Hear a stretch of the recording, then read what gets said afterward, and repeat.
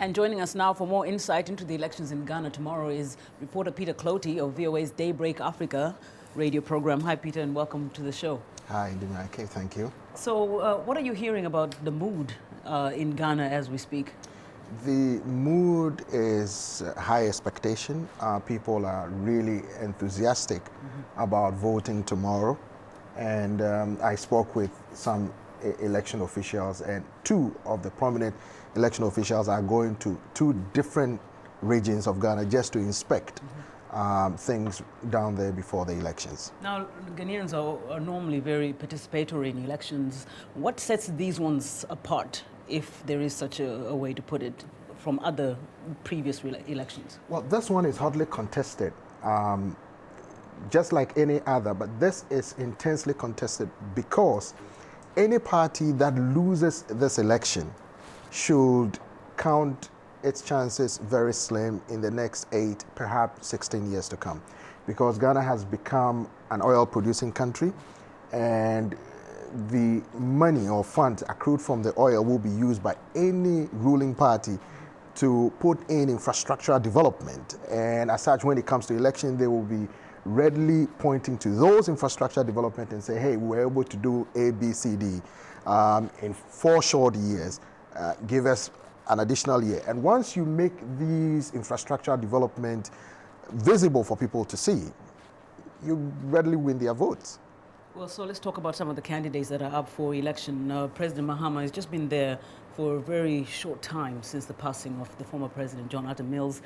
Has he been able to assert himself in a way that can really get him an election through the ballot box? For now, his teaming supporters think he has, because insiders tell me that before Professor Mills died, he made him sit on some of the most important boards to groom him to take over from him when he's no more, or even when his term expires. So there has been that grooming process. So he has a first-hand approach to whatever was going on. So people think now he's president. Right. So as president, has he been able to stand on his own, or in these elections would he be maybe gaining from the sympathies that people still feel about Mr. Mills passing? Yes, there is some sympathy, but as I can see from here, yes, he's been able to come out on his own.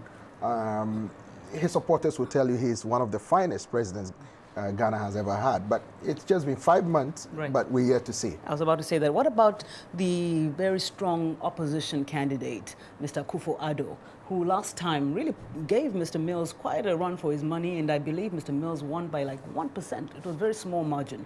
Does he have a strong support that he's been there longer than Mr. Mahama has been? Could it give him an advantage? Well, that could give him an advantage.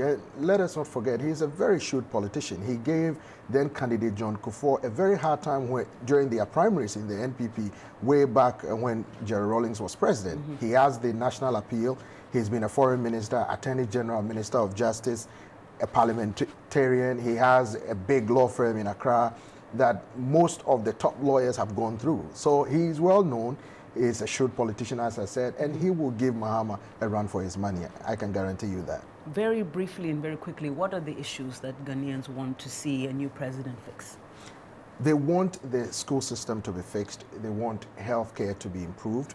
They want more infrastructural development. They want, as they say, money in their pocket to be able to determine how much they spend on their own. And some of them say, well, we don't have money now. We want money in our pocket. So those are the main issues that are going on right now. Nana Akufo-Addo promises free senior high school education, and is getting a lot of attention from that. And then John Dramani Mahama says, well, I'm going to strengthen the education system.